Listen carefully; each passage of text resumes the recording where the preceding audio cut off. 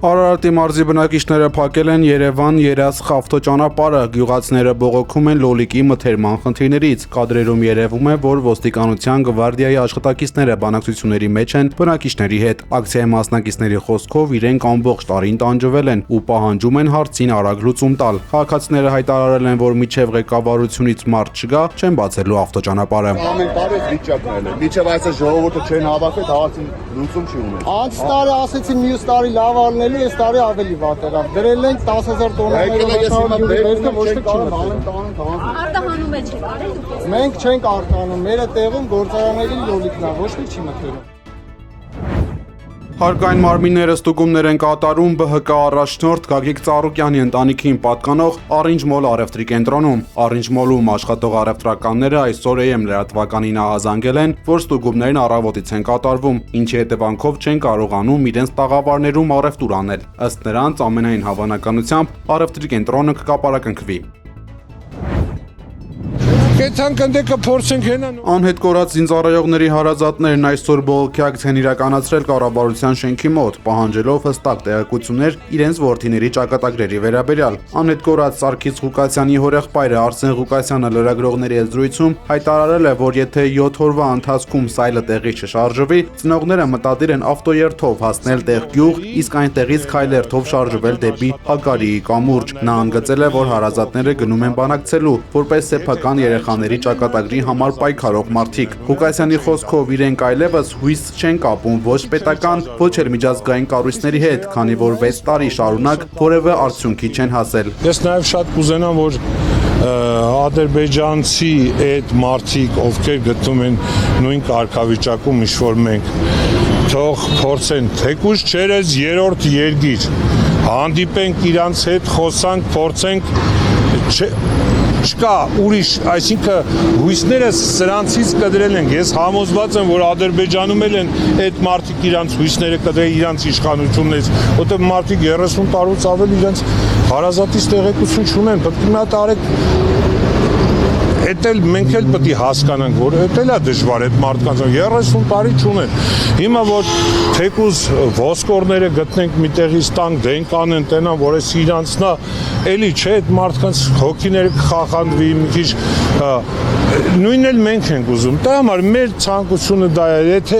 պատրաստ ենք երրորդ երկրի միջոցով, մենք ոչ մի պետական կառույցի վրա էլ հույս չունենք, ոչ մի միջազգային կառույցի վրա հույս չունենք, Եվրոպայի վրա չունենք, Ռուսի վրա չունենք, չգիտեմ, Ամերիկայի վրա չունենք, մերոնց վրա չունենք ու չունենք։ Մեր հույսը այսօր մնացել ենք մենք,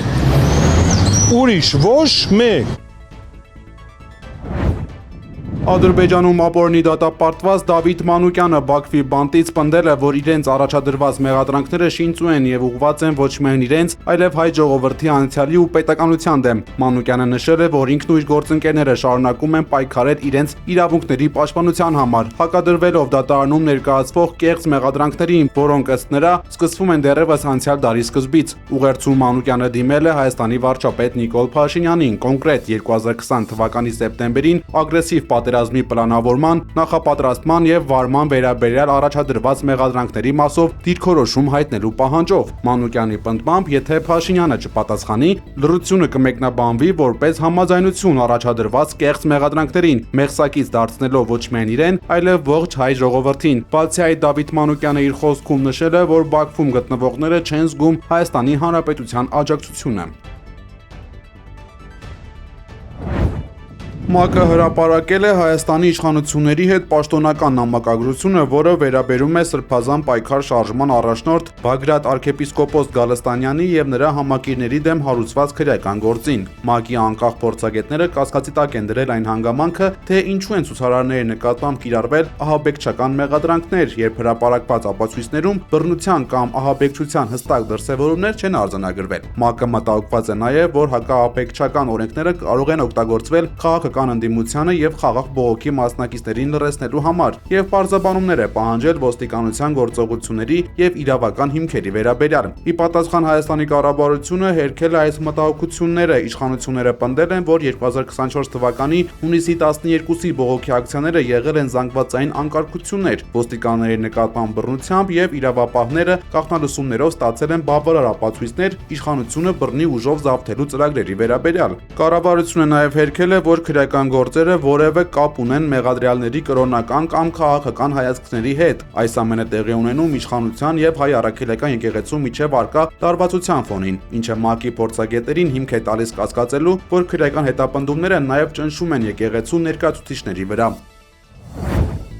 Երևանի քաղաքապետարանի հասարակական կարգի պահպանության ծառայությունը ներքին գործերի նախարարության ոստիկանության գվարդիայի հետ համատեղ մայրաքաղաքում իրականացրել է ստուգայցեր ապօրինի ավտոկայանատեղիները հայտնաբերելու նպատակով։ Միջոցառումների արդյունքում արձանագրվել է առանց համապատասխան իրավական հիմքերի վճարովի ավտոկայանատեղիներ կազմակերպելու 10 դեպք, որոնց առնչությամբ կազմվել են արձանագրություններ վարչական իրավախախտումների վերաբերյալ։ Քաղաքապետարանը տեսանյութ է հրապարակել, կից գրելով, որ նմանատիպ ստուգայցերը կրելու են շարունակական բնույթ, կոչանելով քաղաքացիներին զերծ մնալ օրենքի խախտումներից եւ հիշեցնելով, որ նման գործողությունը ենթադրում է վարչական պատասխանատվություն։